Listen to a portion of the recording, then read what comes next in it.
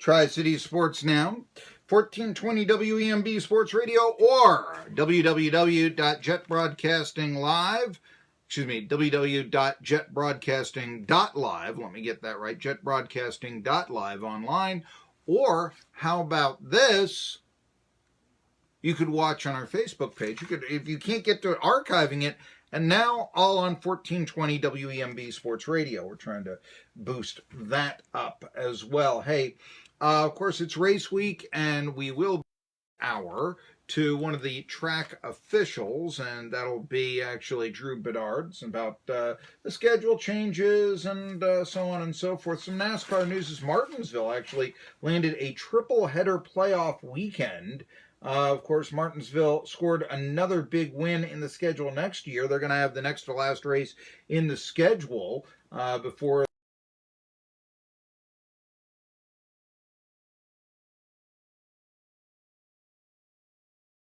Let's see, they will have a return to the Xfinity Series next year as part of a triple-header playoff weekend. The Xfinity Series schedule came out yesterday. The track hosted the Xfinity Series in 2006, did Martinsville. Now the championship field for all three national series, this from VMI, get lights. It's 2019.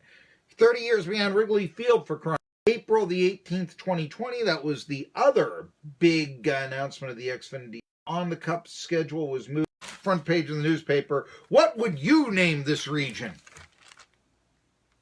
Hell with the lid on? What? I mean, the cancer corridor? No, I mean, obviously, I'm being, smart here. But what really bothers me is I know what.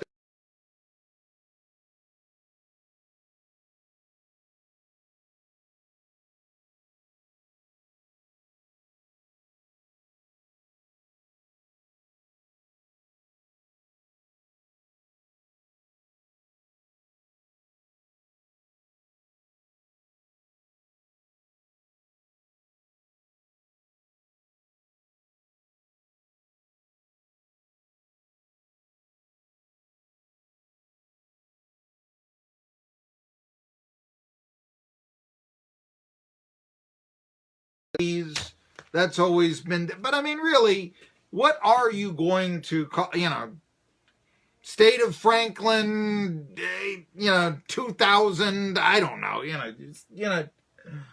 want to, have a name like that, fine, but I'm kind of intrigued what they'll come up with, but again, marketing slow, the I-81 corridor, that will make everyone think that if you're not a country music fan, then that's not necessarily going to happen. See, that's the thing. You go with and then somebody in the South Bronx will say, but they would never call this place the birthplace of hip-hop. Years ago, New York, state of New York, wanted to put birthplace of baseball on their license plates. Only one problem, it wasn't. The whole story, Abner Doubleday, Cooperstown, New York. That's all. That's all. Yeah. It's probably kids played it like they play hide and seek now, that sort of thing. But the first organized 8,000, I'll call it the Tri-Cities or something. It's. I'm not sure they have that kind of pause, really. Anyway. And so I have been actually a part in my career of something similar to this. I was once the broadcaster of a minor league baseball team called the Alexandria, Louisiana Aces. This was back in 2013. And yes, the team shut down in the middle of the season. They were drawing 300 fans a game. And it was a league, and this is how I know this. I mean, where one person owned all the franchises. I was told that he had given the then general manager a budget. Crying out loud. However, there was a similar, the idea of one person can shut everything down, and eventually the league of what I'm speaking of, I mean, you can imagine if the owner is giving you a it's going to continue. It didn't. All the players' contracts now are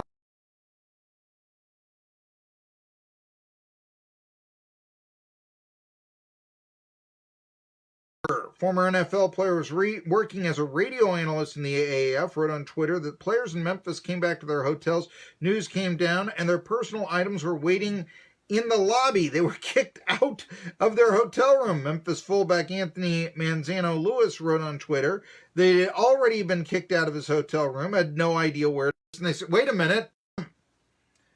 This is kind of surprising because the players were paid, $70,000 a year. And, you should be able to, have enough money or even a credit card just to get out of there and be able to go to your hometown. That's the question. But then again,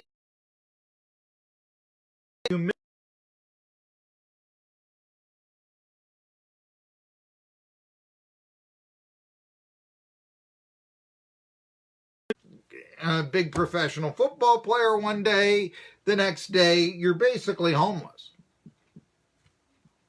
So that's one of the and we have the same thing in the AAF, in the United League.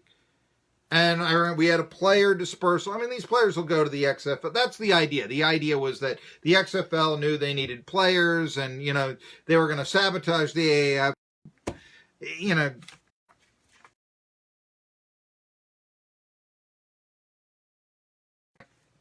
It's a theory, but how does it work? That's the question. I think the XFL is going to be doomed to failure as well, due to the fact that, you're going to have the one guy owning all the teams. Where's going to be the commitment? Attendance peaked in San Antonio. They drew 27,700. In Salt Lake, it was only 9,000. Oh, here's your $100. Go market the franchise.